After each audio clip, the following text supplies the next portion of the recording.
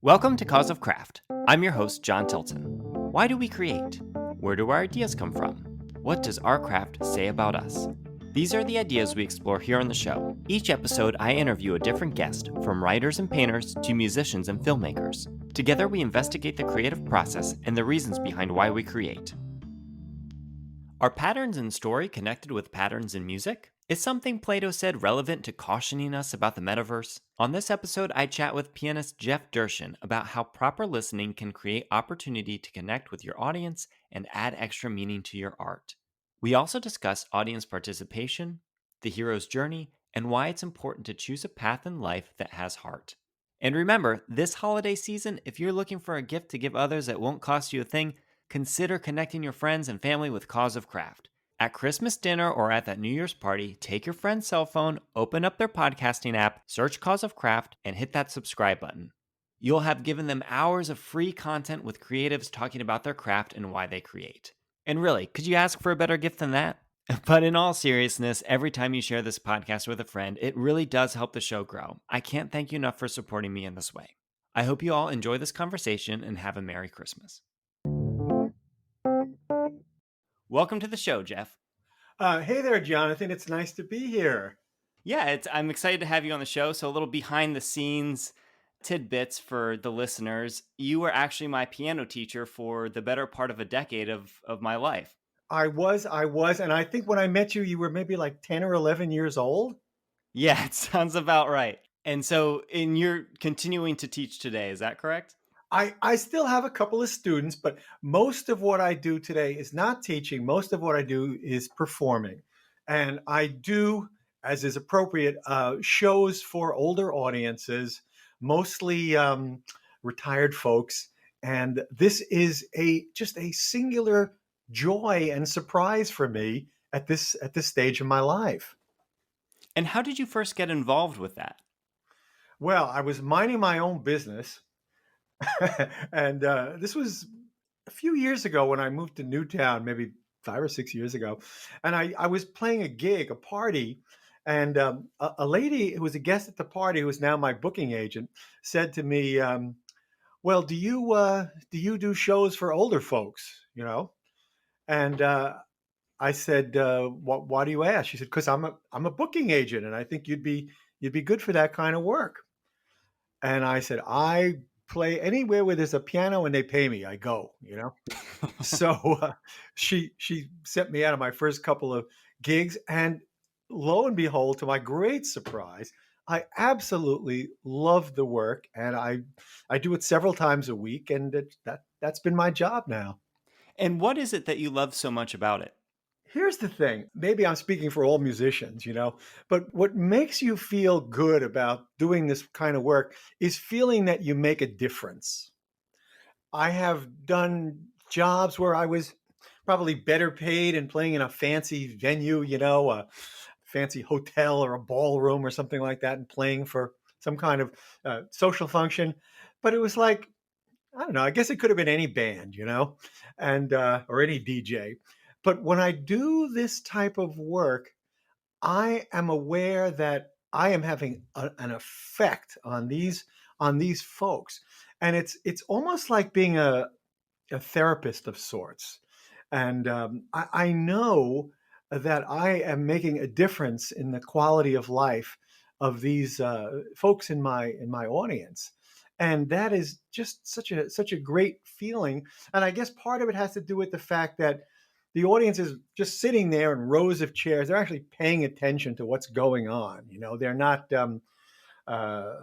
sitting there and eating and ignoring the music. They're really with you. And I have, over these years, learned how to shape the program so that it has really a strong effect on the listeners, and it's really a great feeling for me. And how do you find that you have the biggest effect on people when they're listening? Is it I would imagine just a combination of things. Some things that are running through the top of my head are like picking pieces that are from a time period they remember fondly, or even just the way that you perform the piece with your expressions and things like this. Yes, of course, that is important. I remember when I first got into the business as a young fellow, our boss said to us, "Now, boys, remember the best way to lose an audience is play songs they don't know." So, when you're playing for older folks, you have to, play songs from back in the day. But the thing is, it's not. I don't know if it's so much the playing as it's almost like I think it has to do with the listening that I do. I'm listening to these audiences, and I'm really tuned into their experience and what kind of effect the music is having on my listeners. And that's part of what makes the job special and make it so rewarding. Yeah, that's very interesting too because I actually just interviewed a creative director for a advertising agency, and he's run marketing campaigns for big clients like Microsoft and things like this. And he actually talked about that same thing with listening to the client, listening to their needs and adjusting to that.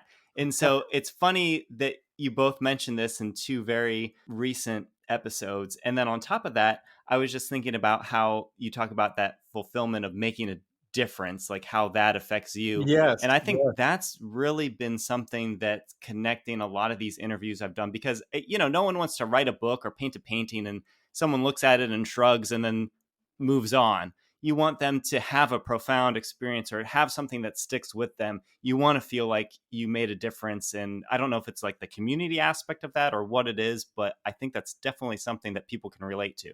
Yes, I think back in the day, even when I remember when I had a wedding band in Philadelphia and I'm playing a lot of weddings and bar mitzvahs. And I felt that what I wanted from my listeners, I wanted them to walk out of this 4-hour gig, whatever it was, feeling that something happened, you know? And when my listeners leave my senior citizen gigs, these are 1-hour shows, but I know that they feel like something happened, and it just that's the part of the thing that puts a smile on my face. It's interesting kind of work also because outside of the fact that my listeners are all older folks, they're all completely different. Every audience is completely different, and I don't know if you know much about this sort of thing, but in describing people who live in retirement situations, there's all these special classifications or categories like independent living or assisted living or skilled nursing or memory care or so on and so forth, and they have to do with the functionality of the people, their ability to take care of themselves and their ability to think clearly. So I don't know until I walk into a situation whether I'm going to be in a room full of people who are basically just like you and me, but like a little bit older than us, or whether I'm going to be among a bunch of people who they don't really know what the heck's going on, and my job is to communicate with these folks no matter what. And I find it just fascinating. It's when you're an entertainer or a band leader or a DJ, they always talk about reading the room. You have to read the room to play the right kind of music at the right speed and the right volume and so forth. And when I'm working with one of my audiences, I have to go in there and quickly read the room. And sometimes it's a pre-sold audience because I've played for them many times, and when I walk in, they said Jeff is here, yay. But sometimes I walk. I had a gig last week. I really didn't know what to expect, and there was a stage and a baby grand piano, and it was looked very, very nice, very professional. And when the audience came in, these folks were just on planet nine. They just, I didn't know what I was going to do for these folks. And I just, it was a Christmas gig, and I'm just playing my Christmas songs, and kind of going along and trying to think if there's any way that I can, communicate with these folks. And somehow, about halfway through the show, some of the people there started to respond or react, which was really nice. And by the time this gig was over, this whole place, everybody, people were singing, they were dancing, they were interacting, and it was, for me, it was the feeling of having like maybe like watered plant, like a plant that hadn't been watered in a long time, something like that. Um, Sometimes I think of the movie Awakenings, which is about the neurologist Oliver Sacks, working with his patients, and sometimes it's like that, and it is just so satisfying. Pianos have you owned throughout your life? I have owned a bunch of pianos. Most, I think for most of my adult life, what I had was the piano that I was using when I was teaching you when you were a boy, which is a sort of an upright, a nice upright piano. But I've had, a series of electronic musical instruments, and that's really been fun to have instruments that can imitate all kind of sounds. And for me, I I remember going through the history of electronic electronical musical instruments, and I remember when for instance, the first generation of synthesizers came out. That was a big deal. Of the first generation of commercially affordable digital synthesizers, and that was a big change for us musicians. One of the people who was instrumental in the founding of synthesizers was a man by the name of Robert Moog, or Robert Moog. Some you may have heard the name. And this guy was the inventor of the Moog synthesizer. This guy installed one of these synthesizers at my college, which was in Binghamton, New York, where it's snowy up there. Probably snowing right now. And we were all thrilled to meet Robert Moog, the great inventor, and meet him at our college. And that was in the late '60s. But synthesizers were not something that you could buy. It was something that they had. It was a big thing that took a whole room. By the time we got into the '80s, synthesizers were starting to be a keyboard that you could put in the trunk of your car. As the decades went on, these things got lighter and lighter and easier to use and better sounding. And so I had a number of these, digital keyboard synthesizers and so forth, and a lot of pianos too. Each one has a long story. Thinking about the synthesizers there and just the convenience of having a keyboard or things like this, Yeah, this might seem like an obvious question to people who have studied music or have played piano growing up or things like that. But obviously, having a keyboard that you can throw in the trunk of your car, super simple and, often much less expensive. But what is it about having that? How do you differentiate a real piano an, or acou- an what do you acoustic, call it? I think they call them acoustic pianos nowadays. Yeah. So having a acoustic piano, why is it that with all the modern day conveniences that the acoustic instrument still reigns supreme? I remember when I was back in my 30s, I used to subscribe to a magazine called Keyboard Magazine. I think for a while it was called Contemporary Keyboard Magazine, and all us piano players and keyboard players would read this every month to find out the latest equipment that we could get or should want, I suppose. And the one thing that was impossible to imitate was the sound of a piano in those days. But it was the electronics was closing in, and at one one month the cover was a picture of a baby grand piano with a crosshairs like was in the Target. It's like you're not going to be around long, buddy. You're gonna be replaced by something with circuits. And to some extent, that has happened, and we're real happy that we have decent digital pianos that we can take on gigs. But for I can only say for me, I guess this is different for everybody. Just the feeling of playing a real piano.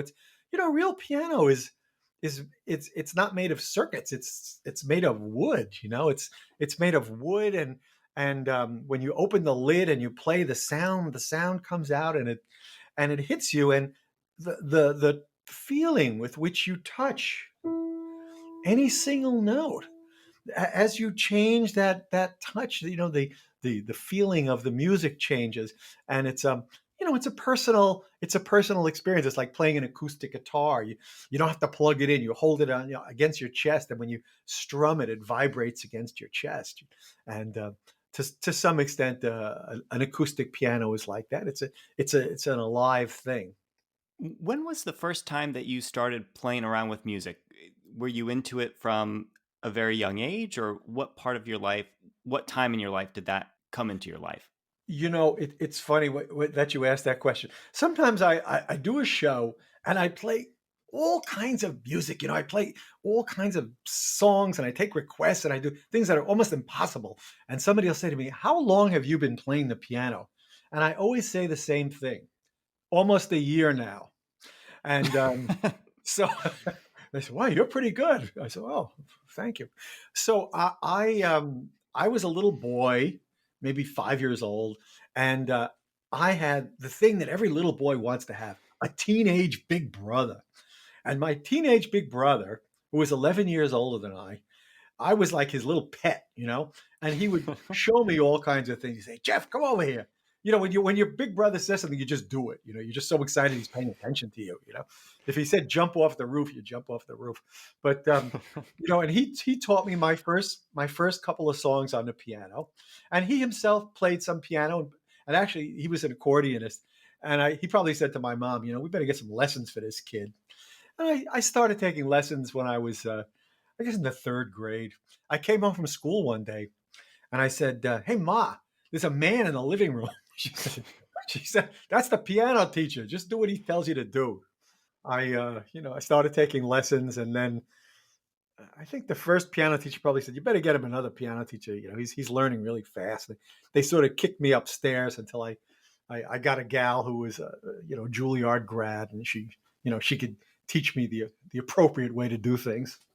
Did you know through those lessons that you wanted to pursue it professionally, or was it just for fun for most of that time? I just did it because my mother told me to do it. I mean, I didn't. I always assumed I would be, I don't know what, when I was a little boy, probably a cowboy. I want to be a cowboy. And then when I when I got to be in high school, I thought I'd be in the sciences. I figured I'd be a doctor or a chemist or something like that. When I started college, I was a pre med major. But what happened was, it's funny, when I started to be in a situation where you had to be really good at stuff, I realized, which I didn't know, that what I was really good at was music. I made some friends, and they said, "You're a pretty good piano player. Why don't you come down to the music department?" And I went down to the music department, and I started taking piano there. This one kid came up to me and said, "Do you know anything about music theory?" I said, "No. What's music theory?" He said, "That's how we tell the men from the boys around here. See if you can understand music theory." So he said, "Then this way, if you're cut out to be a musician." I said, I'm a doctor. I want to be a doctor, not a musician. So I went and I took my first course in music theory.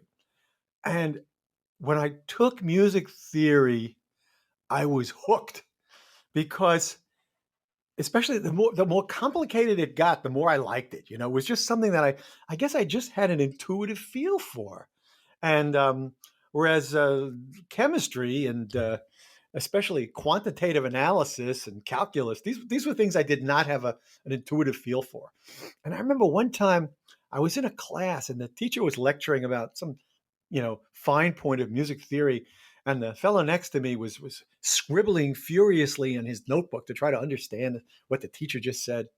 And I said to him, I think this is funny. I said, Are you right doing this writing because you're trying to look busy in front of the teacher, or you really didn't know this?" He said, "No, I didn't know." Wow. I said, "Do you know this?" I said, I said, "Yeah." I said, he said, "How do you know this stuff?" I said, "I don't know. I just know it. I just know it inside of me, you know?" And I realized that this is probably something that musicians have. It's just that all the logic, the structures of music that make sense and maybe have to be taught to some people, those things are already inside of me. So I just learn what the names are. That's when you hear this, that's called so and so. Oh, I didn't know it had a name. I knew it was a thing, but I didn't know it had a name. And then I started to say, I might be cut out to be a musician. I think I like this. When I was in college, of course, it was in the 60s and the Beatles were around and the Rolling Stones. And I was in my first band and I got to play the dance and everybody's, hundreds of people are jumping up and down. I said, this is a good job. I like this job. Yeah, that reminds me too. I think a lot of creative people can relate to that no matter which field they're in. I think about writing novels specifically in storytelling. Uh huh. And I think it's really important to be learning and taking, like, I take different audio classes and learning from people who have been writers for a long time and trying to get better and improve my craft. But there's a certain element that's just baked in there. I remember learning about the hero's journey for the first time and different plot beats that are supposed to be there. And I took these plot beats and I was like, okay, I better make sure my story follows this. And then to a T, it already followed it. Like I had already naturally stuck it Yeah. in there. And so it kind of reminds me with what you're talking about with music theory. It's like, well, there's just something that I guess if you're drawn to a certain craft, I think that might be a good way to tell if you're cut out for it or if you really do like it, if there's a certain part of it that just comes naturally. Yes, yes, yes, that's right. You mentioned the hero's journey just now. Were you referring to Joseph Campbell? Yeah, I was. Well, that's funny because I just happened to watch some of the interview with Bill Moyers on TV. Did you ever see his Okay. interview? Yeah, I've seen that. Yeah. We're all on our journey. We're all trying to find our way and find our path. This is what makes life exciting. And uh, when I was a young fellow in my 20s and 30s, I was a big fan of Carlos Castaneda. I don't know if you ever heard of Carlos Castaneda, but he was an American guy who he studied with a South American or Mexican shaman with. There was a lot of peyote and all this jazz, and the stories are just so interesting and wonderful. But his teacher, who was this like Mexican guru, shaman guy, he said at one point, he said, there are many paths out there, and there are many paths that you might want to try or be tempted or attracted to. And he said, just make sure that whatever path you take, it is a path with heart. And he said, if you choose a path with heart, no matter what happens, you will always be rewarded. You will always be happy. You will be glad you took that path. And if you take a path without heart, you'll be exhausted. You'll just always be tired and wondering what the heck's going on.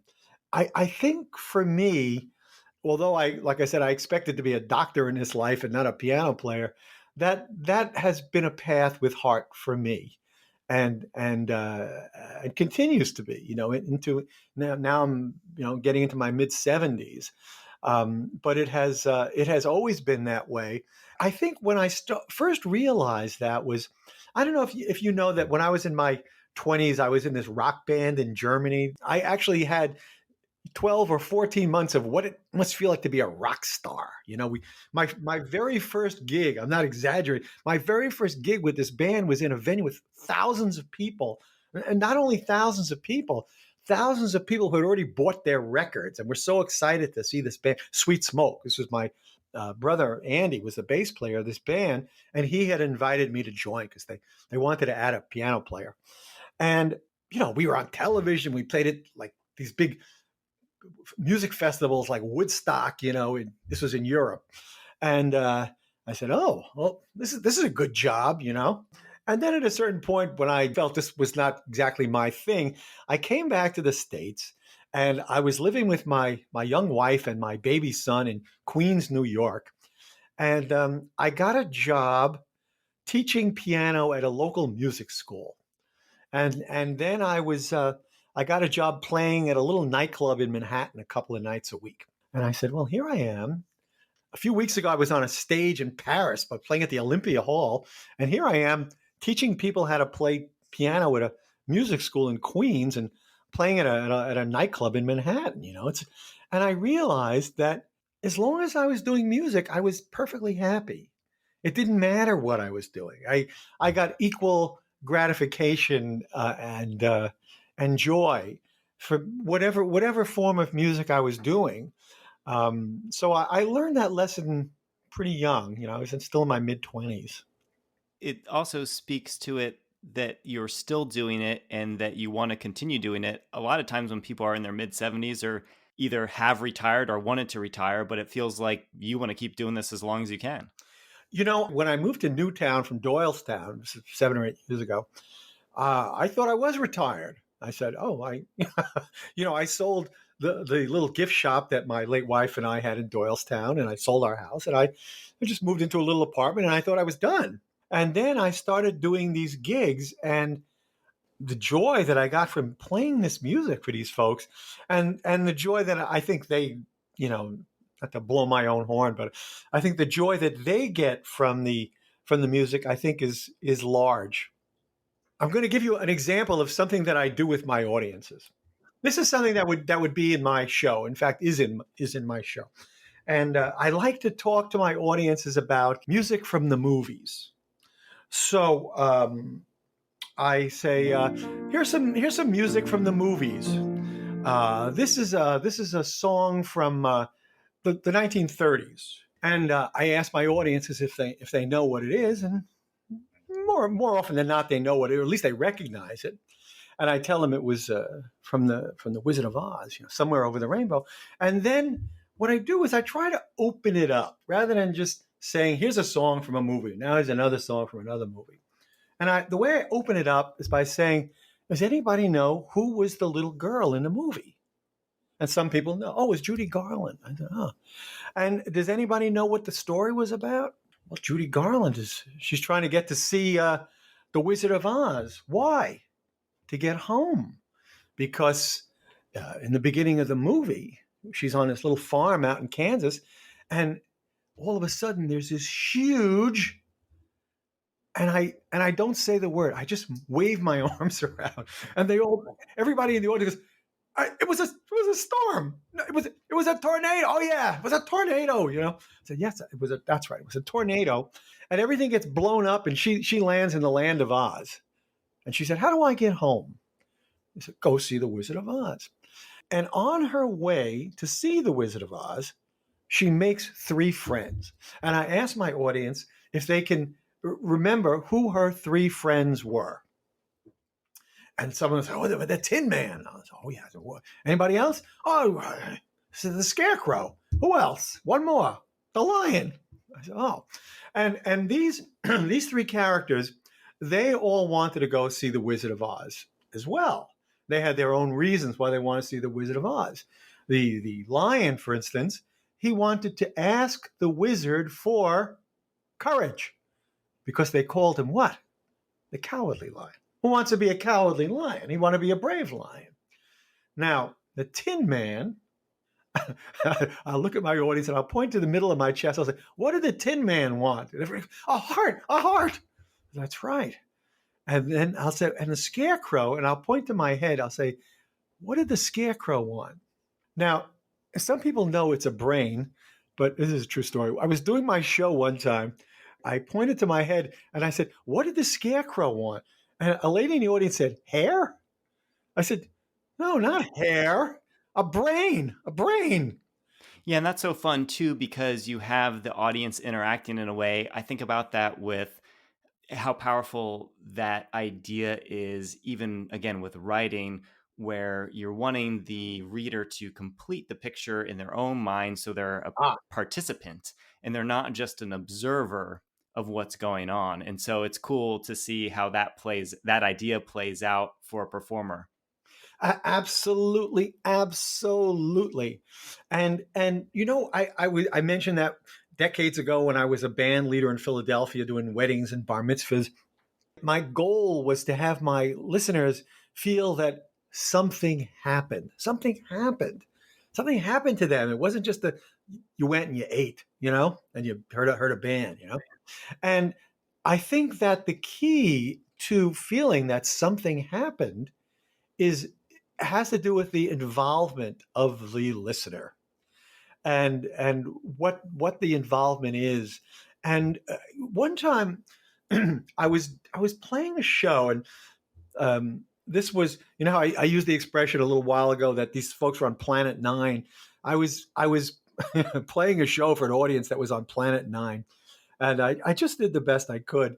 And at the end of the show, a man came up to me and said, I just want to thank you for that, for your show. And I said, well, I'm glad you like the show. He said, it's not that we like the show. It's not like we never heard anybody sing or play like that. He said, he said, you pay attention to, you're paying attention to us. It was a great joy for me to hear that man say that about responding to the people in his audience so much, and that really made a big impression on me.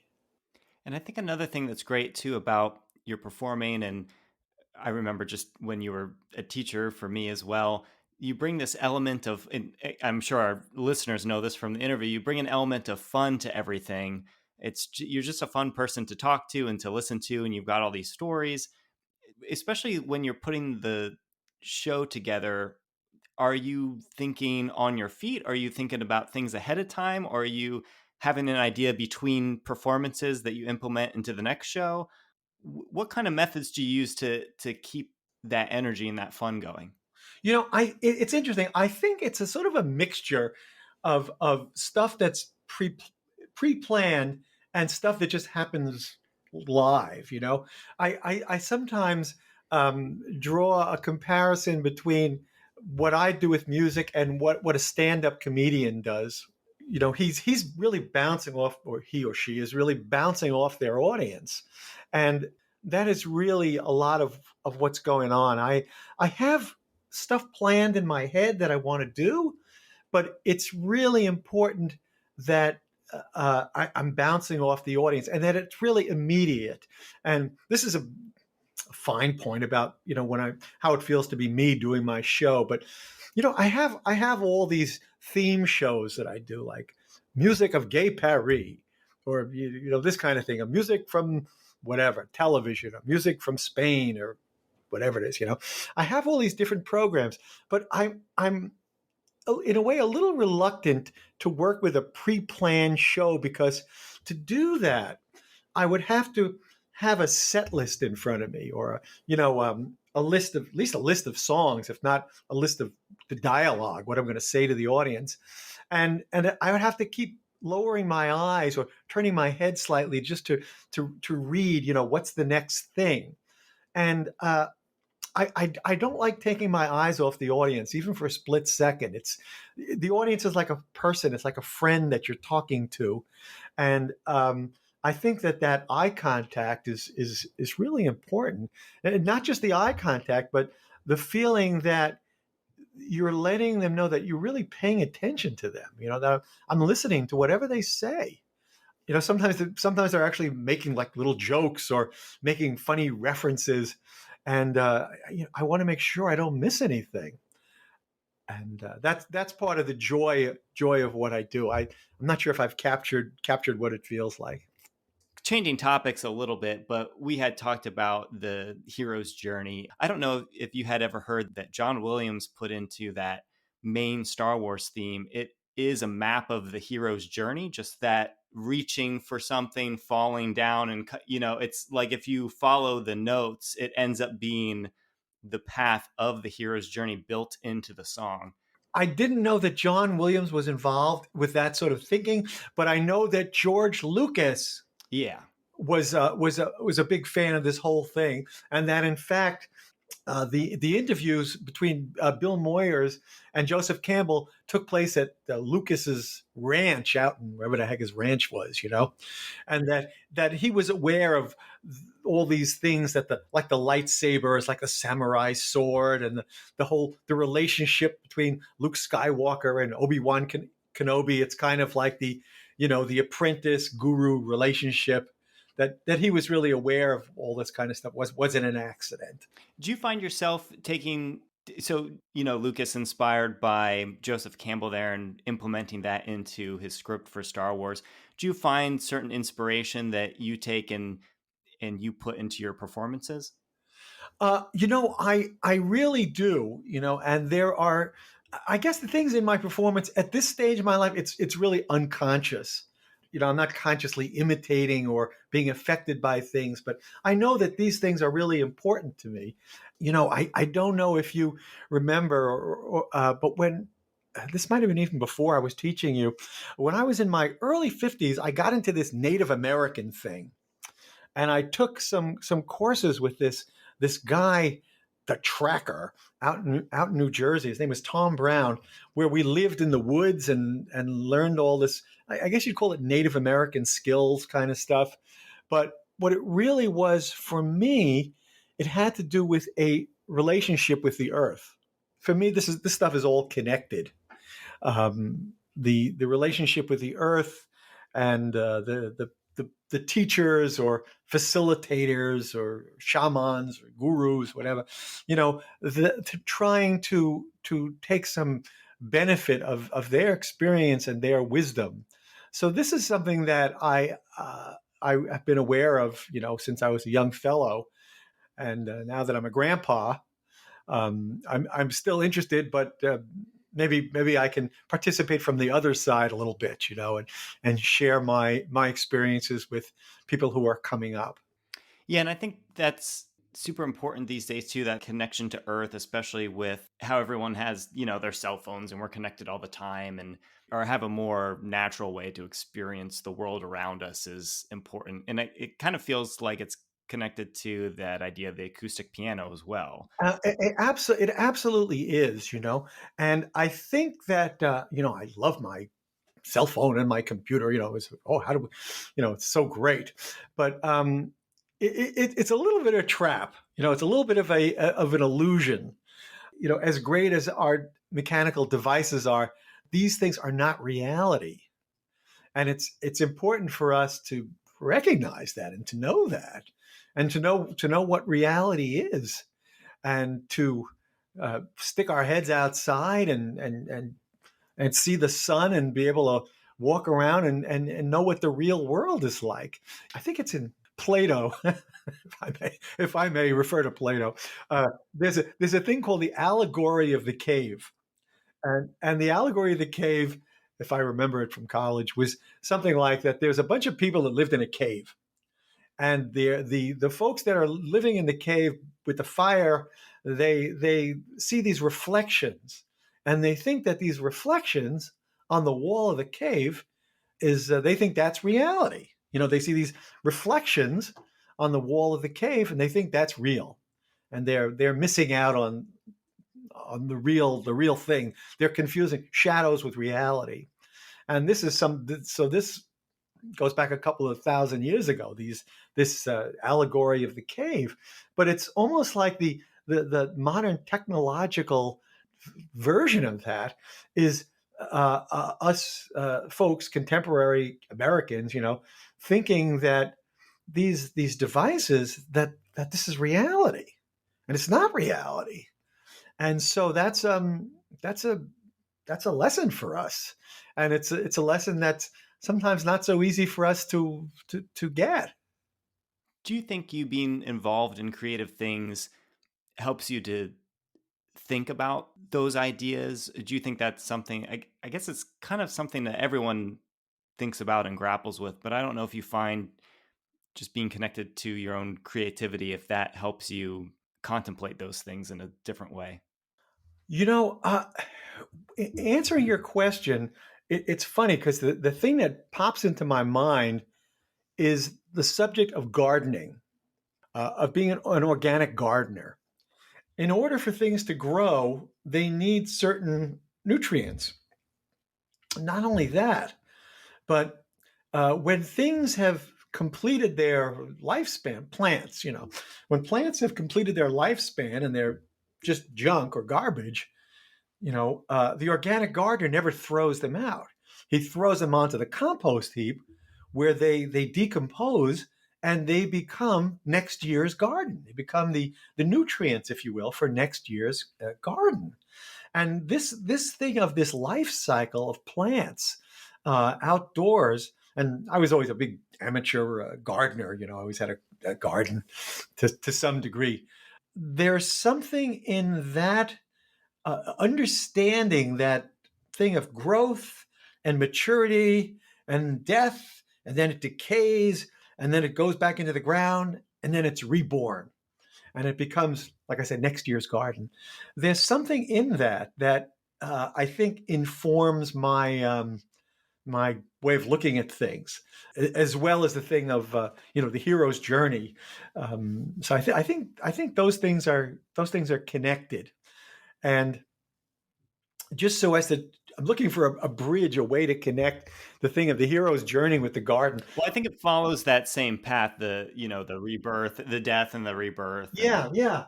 And I don't know if you're familiar with the name Thich Nhat Hanh. Did you ever hear of Thich Nhat Hanh?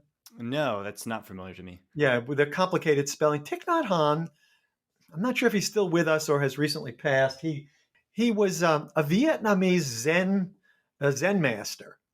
Now there's a lingo that people throw around, a Zen master. What does that mean? But it means a teacher, meditation teacher. But this man was a particularly wonderful, wonderful person. As a matter of fact, when he came to America, and he visited in the 1960s, after he spent 45 minutes with Martin Luther King, Martin Luther King wanted to nominate him for the Nobel Peace Prize. That's how much he thought of him in 45 minutes. That's the kind of person he is. And Thich Nhat Hanh, and I'm always reading one of his books. He's got a million books. He's very much into this thing of the cycle, the cycle of connectedness. And he had, I think he said, I'm paraphrasing this. He said something like, "Well, if you want to know about the world," he said, "eat a piece of toast." And I was thinking, like, where's this going? What do you eat a piece of toast? He said, "Well, because the thing is this: what is toast? What is toast? It's toasted bread. What is bread? Bread is cooked wheat mixed with other things. And what is wheat? Wheat is a grain that grows out of the ground." Now, he wasn't making this up. This is true. The grains grow out of the ground. He said, but they don't grow unless they have enough sun and enough rain and enough nutrients. And the nutrients have to do with little itty bits of different chemicals. And he said these chemicals, he was drawing this comparison between this piece of toast and everything in the world, and the sun and the earth. And to me, this was absolutely intuitive. Just like I said, when I learned the rules of music theory, I said, "Oh yeah, I get it." And when I heard him talking about this as an organic gardener, as somebody who's always growing a garden, I said, "That's right. Everything is connected." And that's just a part of my philosophy or psychology, just because it is. I think the same way. Well, and I think that connects with everything we've been talking about, looking for those connections, whether it be teaching how to describe something, making a connection between two things, one that might be familiar and one that might be a new concept. Yeah. And then also when you're performing, looking for the connections, whether it be some sort of response in the audience, or if it's like those different connections in the songs that you're playing, and how to bring everything together and create a new experience. Yeah, absolutely. Going back to when you were teaching, was there Yeah. something that you would often feel that you were trying to instill in your students when you first started teaching them, or over the course of time? I think that what I was always trying to instill in my students was just a sense of wonder. That's what I was always trying to get them to have. And when I was teaching the real beginners, the little guys, the first level students, at the end, on the last page of the first level book, there was a song called "The Dance of the Leprechauns." And I would always say to my little students, who, when they played this piece, maybe they were 8 years old, I'd say, "Now, little Mary or little Johnny, what is a leprechaun?"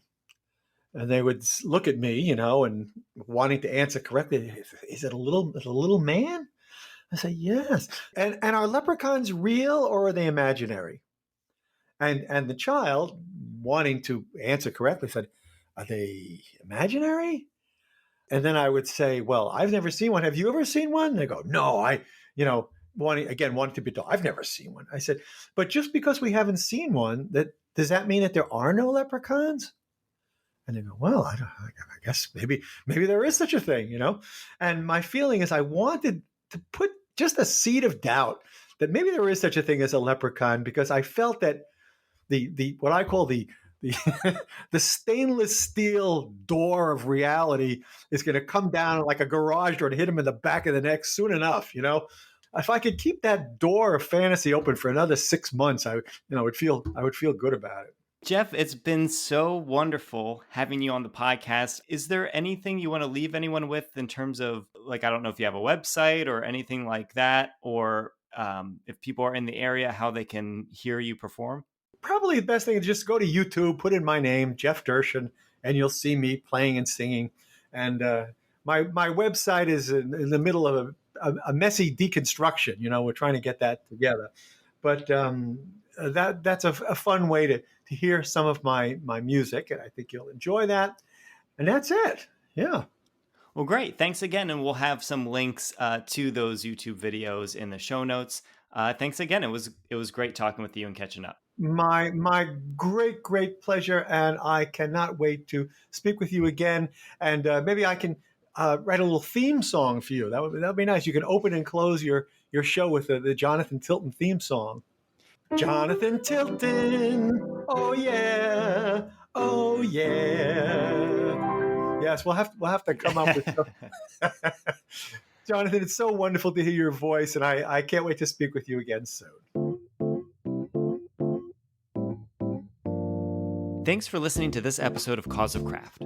You can see some of Jeff's live performances in the show notes and on causeofcraft.com. As always, you can follow the show on Instagram at Cause of Craft. And if you enjoyed this episode, please consider sharing with a friend and leaving a 5-star review on Apple Podcasts. Those two things really help the show grow. And if you have feedback, suggestions, or guest recommendations, send an email to john@causeofcraft.com.